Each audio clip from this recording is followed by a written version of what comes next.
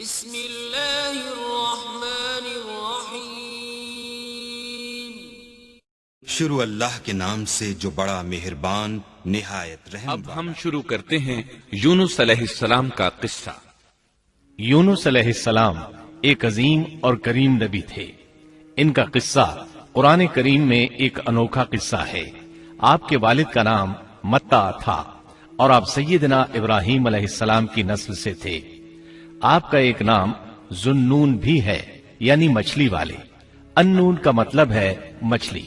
اسی طرح آپ کو صاحب الحوت بھی کہا جاتا ہے۔ اللہ تعالیٰ نے آپ کو ان سب ناموں سے پکارا ہے۔ آپ کو ایک عظیم بستی کی طرف مبعوث کیا گیا۔ اس بستی کا نام نینوا تھا۔ یہ عراق کے شمال میں واقع تھی، موصل کے بالمقابل تھی۔ ان دونوں کے درمیان دریائے دجلہ واقع تھا۔ موصل دریائے دجلہ کے کنارے واقع تھا، جبکہ اس کے بالکل سامنے نینوا کی بستی تھی۔ امام ابن کثیر رحمت اللہ علیہ نے نینوا کے بارے میں اور ان آثار و واقعات کے بارے میں لکھا ہے جو ان کے زمانے میں موجود تھیں۔ وہاں کچھ بت تھے جو اوندھے منہ گرے پڑے تھے۔ اللہ تبارک و تعالی نے یونس علیہ السلام کو نینوا کی طرف رسول بنا کر بھیجا۔ سورۃ الصافات آیت 139 میں ہے، اور بے شک یونس رسولوں میں سے تھے۔ آگے اللہ آیت 147 میں فرماتے ہیں، اور ہم نے اسے 1,00,000 بلکہ اور زیادہ آدمیوں کی طرف بھیجا۔ یعنی ان کی تعداد 1,00,000 سے زیادہ تھی۔ رہا یہ سوال کہ لاکھ سے کتنے زیادہ تھے، اکثر علماء کرام نے وضاحت کی ہے کہ وہ 1,00,000 سے قریباً 20,000 زیادہ تھے۔ اس طرح بستی والوں کی تعداد 1,20,000 تھی، اور یہ سب کے سب کفر پر تھے۔ یونس علیہ السلام انہیں سال ہر سال دعوت دیتے رہے، لیکن وہ اپنے کفر ہی پر ڈٹے رہے۔ پھر انہوں نے سیدنا یونس علیہ السلام پر ظلم و جبر شروع کر دیا، انہیں دھمکیاں دی، مصائب و آلام سے دوچار کیا۔ مطلب یہ کہ جس طرح دوسرے انبیاء کرام کے ساتھ کیا گیا، ان کے ساتھ بھی وہی سلوک ہوا۔ آخر آپ نے اپنی قوم کو اللہ کے عذاب سے آگاہ کرتے ہوئے اعلان فرما دیا کہ فلاں دن تم پر عذاب آ جائے گا۔ پھر خود غصے کی حالت میں اس بستی سے نکل گئے، جبکہ اللہ تعالیٰ نے انہیں متعین دن کی مہلت دینے کی اجازت تو دی تھی، لیکن اس بستی سے نکل جانے کا حکم نہیں دیا تھا۔ جب آپ نے انہیں یہ مہلت سنائی تو خود غصے کی حالت میں بستی سے نکل گئے۔ سورہ انبیاء آیت 87 میں اللہ تعالیٰ فرماتے ہیں، مچھلی والے کو یاد کرو جبکہ وہ غصے سے چل دیا اور خیال کیا کہ ہم اسے نہ پکڑ سکیں گے۔ اس آیت کی تفسیر میں امام رازی رحمہ اللہ لکھتے ہیں، جس نے یہ گمان کیا کہ اللہ تعالیٰ اسے پکڑنے کی قدرت نہیں رکھتا، وہ آدمی کافر ہے۔ سیدنا امیر معاویہ رضی اللہ عنہ سے روایت ہے، انہوں نے سیدنا ابن عباس رضی اللہ عنہما سے کہا، آج رات قرآن کریم کی چند آیات کے معانی میں میں الجھ کر رہ گیا ہوں۔ مجھے کوئی راستہ سجھائی نہیں دے رہا کہ اس الجھن سے کس طرح نکلوں۔ مجھے بس آپ ایسے نظر آتے ہیں جو ان آیات کا مطلب بتا سکتے ہیں۔ کم از کم میں ان آیات کی تفسیر اور تعبیر نہیں سمجھ سکا۔ ابن عباس رضی اللہ عنہما نے پوچھا، وہ کون سی آیات ہیں؟ سیدنا امیر معاویہ رضی اللہ عنہ کہنے لگے، یونس علیہ السلام کا یہ خیال کرنا کہ اللہ تعالیٰ ان پر قدرت نہیں رکھتے۔ یہ سن کر سیدنا ابن عباس رضی اللہ عنہما نے فرمایا، اس سے مراد یہ نہیں۔ یہ لفظ قدر یہاں تنگی کے معنی میں آیا ہے، قدرت اور طاقت رکھنے کے معنی میں نہیں۔ اللہ تعالیٰ نے قدر بمعنی تنگی اور قدر بمعنی قدرت دونوں کا استعمال کیا ہے۔ تنگی کے معنی کی مثال سورۃ الطلاق آیت نمبر 7 میں ہے، اور جس پر اس کے رزق کی تنگی کی گئی ہو، اسے چاہیے کہ جو کچھ اللہ تعالیٰ نے اسے دے رکھا ہے اسی میں سے اپنی حیثیت کے مطابق دے۔ تو اس آیت میں بھی یہی معنی مراد ہے کہ انہوں نے گمان کر لیا ہم ان پر تنگی نہیں کریں گے، یعنی ان کا خیال یہ تھا کہ اگرچہ وہ اللہ تعالیٰ کی اجازت کے بغیر نکل کھڑے ہوئے ہیں، پھر بھی اللہ ان پر تنگی نہیں کریں گے، کیونکہ وہ اللہ کے ایک معزز نبی اور رسول ہیں، اور ان کی قوم کے لوگ اللہ کی گرفت اور اس کے عذاب کے مستحق ہیں۔ انہی پر اللہ کا عذاب نازل ہونے والا ہے۔ اس عذاب کی خبر انہیں پہلے ہی سنا دی گئی ہے اور مہلت دے دی گئی ہے۔ مگر وہ خود اگرچہ اللہ کی اجازت کے بغیر ہی چلے آئے ہیں، پھر بھی انہیں سرزنش نہیں کی جائے گی اور وہ کسی گرفت میں نہیں آئیں گے۔ اللہ تعالیٰ ان کے لیے کوئی تنگی نہیں فرمائیں گے۔ اللہ تعالیٰ سورۃ الانبیاء آیت 87 میں فرماتے ہیں، اس نے خیال کیا کہ ہم اسے پکڑ نہیں سکیں گے۔ مطلب یہ کہ ہم انہیں کوئی سزا نہیں کریں گے اور ان پر کسی طرح کی تنگی نہیں کریں گے، اور وہ سمندر کی طرف چل دیے۔ انہی دنوں میں عذاب الہی کی کچھ علامات نینوا بستی پر ظاہر ہونا شروع ہو گئیں۔ ایک بہت بڑا سیاہ بادل ان کی طرف بڑھنے لگا۔ اس بادل میں آگ کے شعلے دکھائی دینے لگے۔ ان لوگوں نے یہ بادل ان متعین دنوں میں سے پہلے ہی دن دیکھ لیا۔ اس کو دیکھتے ہی وہ سمجھ گئے کہ جس طرح سیدنا یونس علیہ السلام نے انہیں آگاہ کیا تھا، یہ عذاب ان پر نازل ہو کر رہے گا، اور جو عذاب سیدنا لوط علیہ السلام کی قوم پر آیا تھا وہ اس کے بارے میں بھی اچھی طرح جانتے تھے۔ وہ بستی ان کی بستی کے قریب ہی تھی، اس لیے وہ ڈر گئے۔ ان کے سردار جمع ہوئے اور کہنے لگے، جیسے تم سے پہلے لوگوں پر عذاب اترا کرتے تھے، تم پر بھی یہ نازل ہو کر رہے گا، جلدی کرو، سب جمع ہو جاؤ۔ چنانچہ انہوں نے اس بات پر اتفاق کر لیا کہ سیدنا یونس علیہ السلام نے بالکل سچ فرمایا تھا۔ اللہ کی قسم، یہ بالکل وہی عذاب ہے، تم اللہ کے عذاب سے نجات نہیں پا سکو گے۔ اس سے بچنے کی ایک ہی صورت ہے کہ تم ایمان لے آؤ اور توبہ کر لو۔ اس طرح وہ سب کے سب ایمان لے آئے، لیکن سیدنا یونس علیہ السلام وہاں موجود نہیں تھے۔ ان کی عدم موجودگی میں یہ سب کے سب یعنی 1,20,000 افراد ایمان لے آئے۔ انہوں نے پیوند لگے کپڑے پہنے اور اللہ کے حضور عاجزی، انکساری اور آہوزاری شروع کر دی، رونے لگے، اللہ سے بخشش مانگنے لگے، پھر اسی حالت زار میں باہر کھلے میدان کی طرف نکل آئے۔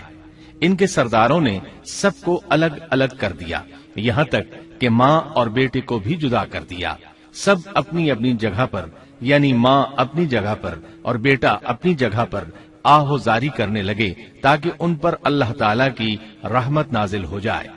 یہ عذاب 3 دن تک ان کے سروں پر منڈلاتا رہا، اور یہ بھی مسلسل آہوزاری کرتے رہے، اپنی عاجزی ظاہر کرتے رہے، معافیاں مانگتے رہے۔ آخر کار اللہ تعالیٰ نے ان پر رحم و کرم فرما دیا اور عذاب کو ان سے پھیر دیا۔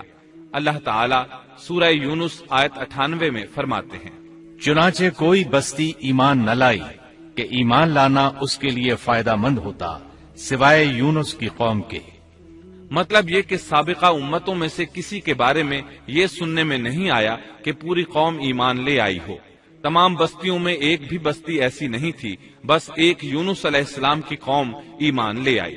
اللہ تعالیٰ سورہ یونس آیت 98 میں فرماتے ہیں، جب وہ ایمان لے آئے تو ہم نے رسوائی کے عذاب کو دنیاوی زندگی میں ان پر سے ٹال دیا اور ان کو ایک وقت تک کے لیے زندگی سے فائدہ اٹھانے کا موقع دیا۔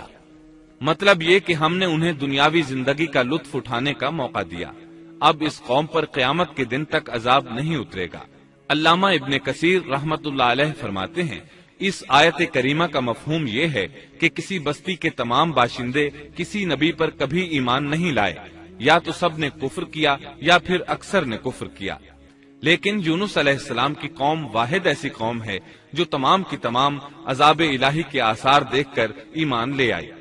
سابقہ ادوار میں جتنی بھی بستیاں گزری ان میں اہل ایمان کے ساتھ یا تو کفار رہے ہیں یا ان میں منافقین بھی رہے ہیں، سوائے یونس علیہ السلام کی قوم کے، وہ سب کے سب کافر تھے، پھر سب کے سب ایمان لے آئے۔ یہ اللہ تعالیٰ کے عجائبات میں سے ہے اور اس کی قدرت اور رحمت کی نشانیوں میں سے ہے۔ اب دوسری طرف کی سنیے، یونس علیہ السلام کو کچھ معلوم نہیں تھا کہ ان کی قوم کے ساتھ کیا ہوا۔ آپ تو غصے کی حالت میں بستی سے نکل کر سمندر کی طرف چلے آئے تھے۔ آپ ایک کشتی کی طرف آئے، اس میں سواریاں اور ساز و سامان لدا ہوا تھا۔ اللہ تعالیٰ سورۃ الصافات آیت 140 میں فرماتے ہیں، جب وہ بھاگ کر بھری کشتی پر پہنچے، کشتی روانہ ہوئی، موجیں اٹھی، سمندر میں طغیانی آئی، یوں لگتا تھا کہ بس ابھی غرق ہوئے۔ کہنے لگے، بوجھ ہلکا کرو، اپنا ساز و سامان سمندر میں پھینک دو۔ چنانچہ انہوں نے اپنا اپنا ساز و سامان سمندر میں پھینک دیا۔ اس طرح کشتی کچھ ہلکی ہو گئی، لیکن ضرورت کے مطابق ہلکی نہ ہو سکی۔ اب وہ کہنے لگے، کسی کو سمندر میں گرانا ضروری ہے تاکہ کشتی مزید ہلکی ہو جائے، ورنہ یہ ڈوب جائے گی۔ جلدی کرو قرا ڈالو، جس کے نام کا قرا نکلتا جائے اسے سمندر میں گراتے جاؤ اور بار بار یہ عمل دہراتے جاؤ یہاں تک کہ کشتی ہلکی ہو جائے۔ چنانچہ قرا ڈالا گیا۔ سب سے پہلے یونس علیہ السلام کا نام نکلا۔ سب کہنے لگے نہیں، یہ تو ایسے نہیں ہیں، ان کے چہرے پر تو سجدوں کے نشانات ہیں، انہیں رہنے دو، پھر قرا ڈالو۔ چنانچہ پھر قرا ڈالا گیا، پھر انہی کا نام نکلا۔ سب نے تعجب کیا۔ تیسری مرتبہ پھر قرا ڈالا گیا، اس بار پھر یونس علیہ السلام ہی کا نام نکلا۔ اللہ تعالیٰ سورۃ الصافات آیت 141 میں فرماتے ہیں، پھر قرآن اندازی ہوئی تو یہ مغلوب ہو گئے۔ ہر بار انہی کا نام نکلا۔ آخر کار ان لوگوں نے انہیں پکڑ کر سمندر میں گرا دیا۔ تو پھر انہیں مچھلی نے نگل لیا۔ حوت بڑی مچھلی کو کہتے ہیں۔ اللہ تعالیٰ نے حوت کو القاء فرمایا، انہیں کھانا نہیں، نہ ان کے جسم کو کوئی گزند پہنچے۔ یہ اس مچھلی کو اللہ تعالیٰ کے احکامات تھے۔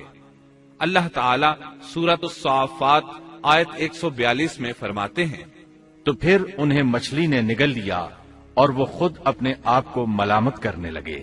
یعنی وہ سمجھ گئے کہ بار بار جو ان کا نام قرآن اندازی میں نکلتا رہا ہے تو وہی مقصود ہیں، چنانچہ خود کو ملامت کرنے لگے، اور یہ ملامت توبہ کی ابتدا ہے کہ انسان خود کو ملامت کرتا ہے۔ اب یونس علیہ السلام مچھلی کے پیٹ میں تھے۔ اللہ کی قدرت، آپ مچھلی کے پیٹ میں 3 دن تک رہے۔ بعض روایات میں 7 دن اور زیادہ سے زیادہ مدت 40 روز آئی ہے۔ آپ نے مچھلی کے پیٹ میں اللہ تعالیٰ کو پکارا۔ اللہ سورۃ الانبیاء آیت 87 میں فرماتے ہیں، آخر کار وہ اندھیروں کے اندر سے پکار اٹھے۔ علماء نے یہاں 3 اندھیروں کا ذکر کیا ہے، مچھلی کے پیٹ کا اندھیرا، سمندر کا اندھیرا اور رات کا اندھیرا۔ گویا ان پر یہ سارے اندھیرے اکٹھے ہو گئے تھے۔ اللہ سورۃ الصافات آیت 143 اور 144 میں فرماتے ہیں، بس اگر یہ پاکی بیان کرنے والوں میں سے نہ ہوتے تو لوگوں کے اٹھائے جانے کے دن تک اس کے پیٹ ہی میں رہتے۔ مطلب یہ کہ اگر آپ اللہ تبارک و تعالی کی تسبیح نہ بیان کرتے تو مچھلی کے پیٹ ہی میں رہتے۔ آپ نے دعا نہیں مانگی بلکہ اللہ عز و جل کی تسبیح بیان کی۔ روایات میں یوں بھی آتا ہے کہ جب مچھلی آپ کو سمندر کی اتھاہ گہرائی میں لے گئی تو آپ وہاں آبی مخلوقات کی تسبیحات کی آوازیں سننے لگے۔ گویا اللہ تعالیٰ نے انہیں القاء فرمایا کہ آپ بھی تسبیح کریں۔ اللہ سورۃ الانبیاء آیت 87 میں فرماتے ہیں، بالآخر وہ اندھیروں کے اندر سے پکار اٹھا کہ الہی تیرے سوا کوئی معبود نہیں، تو پاک ہے، بے شک میں ظالموں میں ہو گیا۔ چنانچہ یونس علیہ السلام نے اس تسبیح کے الفاظ کو یوں ادا فرمایا۔ امام احمد، امام ترمذی، امام نسائی اور دیگر ائمہ رحمہم اللہ نے یہ حدیث نقل کی ہے کہ یونس علیہ السلام کی وہ دعا جو انہوں نے مچھلی کے پیٹ میں مانگی تھی وہ یہی ہے۔ جو بھی مسلمان یہ دعا اپنی کسی حاجت میں مانگے گا، اللہ تعالیٰ اس کی دعا ضرور قبول فرمائے گا۔ یہ دعائے مستجاب ہے، مقبول دعاؤں میں سے ہے۔ اسی دعا کے بعد اللہ تعالیٰ نے یونس علیہ السلام کو اس پریشانی سے نجات عطا فرمائی۔ اللہ سورۃ الانبیاء آیت 88 میں فرماتے ہیں، تو ہم نے اس کی پکار سن لی اور اسے غم سے نجات دے دی، اور ہم ایمان والوں کو اسی طرح بچا لیا کرتے ہیں۔ ایک صحابی نے نبی کریم صلی اللہ علیہ وسلم سے پوچھا، اے اللہ کے رسول صلی اللہ علیہ وسلم، یونس علیہ السلام نے جو دعا مچھلی کے پیٹ میں مانگی، کیا وہ صرف انہی کے لیے تھی یا ان کے بعد اہل ایمان کے لیے بھی ہے؟ تو آپ نے فرمایا، یہ دعا یونس علیہ السلام کے لیے خاص تھی اور سب اہل ایمان کے لیے عام ہے۔ کیا تم نے اللہ تعالیٰ کا یہ فرمان نہیں سنا؟ اور ہم ایمان والوں کو اسی طرح بچا لیا کرتے ہیں۔ جو بھی اس دعا کو پڑھے گا اللہ اسے رنج و غم سے نجات دیں گے۔ ایک قول کے مطابق تقریباً 40 روز آپ کی شب و روز یہی دعا رہی۔ اس مدت کے ختم ہونے پر اللہ تعالیٰ نے آپ کی دعا کو قبولیت بخشی۔ مچھلی ساحل پر پہنچی، انہیں کنارے پر ڈالا اور واپس چلی گئی۔ اس بات کو اللہ تعالیٰ نے سورۃ الصافات آیت 145 میں یوں بیان فرمایا ہے، بس اسے ہم نے چٹیل میدان میں ڈال دیا اور وہ اس وقت بیمار تھے۔ آپ وہاں اسی طرح لیٹے رہے۔ پھر اللہ کی قدرت سے آپ کے قریب ایک بیلدار درخت اگا، جیسا کہ سورۃ الصافات آیت 146 میں ہے۔ اور اس پر سایہ کرنے والا ایک بیلدار درخت ہم نے اگا دیا۔ اس کدو کے درخت کے متعلق مورخین کا کہنا ہے کہ اللہ تعالیٰ نے اس درخت کا انتخاب اس لیے فرمایا تھا کہ اس درخت کے پتے چوڑے ہوتے ہیں، ان کے سائے میں انہیں ڈھانپ دیا گیا تاکہ ہوا سے اذیت نہ پہنچے، اس لیے کہ ان کے جسم سے جلد اتر گئی تھی۔ پھر اس درخت سے خوشکن خوشبو بھی آتی تھی، اس خوشبو نے انہیں فرحت بخشی۔ پھر کدو کی خوشبو میں ایک خصوصیت یہ تھی کہ حشرات الارض کو دور رکھتی ہے۔ اللہ تعالیٰ نے انہی خصوصیات کی وجہ سے اس بیلدار درخت کا انتخاب فرمایا تھا تاکہ آپ ہر طرح کی تکلیف سے محفوظ رہیں۔ یہ ہے اللہ کی قدرت، سبحان اللہ۔ اسی طرح مفسرین یہ بھی کہتے ہیں کہ اللہ تعالیٰ نے ان کے پاس ایک پہاڑی بکری بھیج دی، وہ آپ کے قریب آتی اور آپ کے سر کے اوپر اپنی ٹانگیں پھیلائے کھڑی ہو جاتی، اس طرح اس کے تھن آپ کے منہ میں چلے آتے اور آپ ان سے خواہش کے مطابق دودھ پیتے۔ یہ تھا آپ کا کھانا اور پینا۔ رفتہ رفتہ آپ کی حالت بہتر ہو گئی، توانا اور تندرست ہو گئے، پھر آپ اٹھنے کے قابل ہو گئے، اور یہ سب اللہ تعالیٰ کی مہربانی سے ہوا۔ جب آپ کی صحت لوٹ آئی تو اللہ تعالیٰ نے آپ کو پھر آپ کی قوم کی طرف بھیجا، جیسا کہ سورۃ الصافات آیت 148 میں ہے۔ اور ہم نے اسے 1,00,000 بلکہ اور زیادہ آدمیوں کی طرف بھیجا، پس وہ ایمان لے آئے اور ہم نے انہیں ایک زمانے تک عیش و عشرت دی۔ وہ سب کے سب آپ پر ایمان لے آئے تھے۔ اللہ تعالیٰ نے اس قصے کے ذریعے نبی کریم صلی اللہ علیہ وسلم کو اشارہ فرمایا ہے کہ دعوت دیتے ہوئے اکتانا نہیں۔ اللہ سورۃ القلم آیت 48 میں فرماتے ہیں، اور مچھلی والے کی طرح نہ ہو جائیے۔ ان لوگوں کو دعوت حق دیتے رہیے، دیکھیے وہ سال ہر سال دعوت دیتے رہے لیکن اکتائے نہیں، ان سے مایوس نہیں ہوئے۔ ان کی پوری بستی میں سے ایک بھی ان پر ایمان نہیں لایا تھا، لیکن جب ان سے مایوس ہو گئے تو انہیں اللہ کے عذاب سے آگاہ کر دیا اور منہ پھیر کر چل دیے تو وہ سب کے سب ایمان لے آئے۔ اللہ تعالی سورۃ القصص آیت 56 میں فرماتے ہیں، آپ جسے چاہیں ہدایت نہیں دے سکتے، بلکہ اللہ تعالیٰ ہی جسے چاہتا ہے ہدایت دیتا ہے۔ اس قصے میں بہت بڑا سبق ہے کہ کسی بھی حالت میں اللہ کی رحمت سے مایوس نہیں ہونا چاہیے اور نہ ہدایت کے معاملے میں اپنی ذات پر بھروسہ کرنا چاہیے۔ ہدایت تو بس صرف اللہ تعالیٰ ہی کی طرف سے ہے، آپ کے ذمے تو پیغام حق پہنچا دینا ہے۔ اللہ سبحانہ و تعالیٰ کے ذمے ہدایت سے نوازنا ہے۔ اللہ تعالیٰ نے انہیں پاک صاف بنا دیا، انہیں چن لیا۔ اللہ خود ہی سورۃ القلم آیت 50 میں وضاحت فرماتے ہیں، اسے اس کے رب نے پھر نوازا اور اسے نیک لوگوں میں کر دیا۔ امام مسلم نے ایک حدیث روایت کی ہے کہ نبی کریم صلی اللہ علیہ وسلم نے فرمایا، تم میں سے کوئی شخص ہرگز یہ نہ کہے کہ میں یعنی محمد یونس بن متا سے بہتر ہوں، یعنی یوں نہ کہے کہ میں سیدنا یونس علیہ السلام سے افضل ہوں، وہ اس طرح کہ وہ تو اپنی قوم کے ایمان لانے سے مایوس ہو گئے تھے اور میں مایوس نہیں ہوں۔ اس طرح بالکل نہ کہے، کیونکہ بالآخر اللہ تعالیٰ نے آپ کو چن لیا اور برگزیدہ بنا لیا اور صالحین میں داخل کر لیا۔ اس واقعے میں نبی کریم صلی اللہ علیہ وسلم کو جو ہدایت دی گئی ہے اس کا ذکر سورۃ القلم آیت 41 میں آتا ہے، پس تو اپنے رب کے حکم کا صبر سے انتظار کر اور مچھلی والے کی طرح نہ ہو جا۔ مطلب یہ کہ یونس علیہ السلام کی مانند نہ ہو جائیے جو اپنی قوم کے ایمان لانے سے مایوس ہو گئے تھے۔ یقیناً دین کی دعوت اور حق کے پرچار میں یہ بہت عظیم سبق ہے کہ داعی اللہ کو کبھی مایوس نہیں ہونا چاہیے۔ یونس علیہ السلام کا قصہ ختم ہوا۔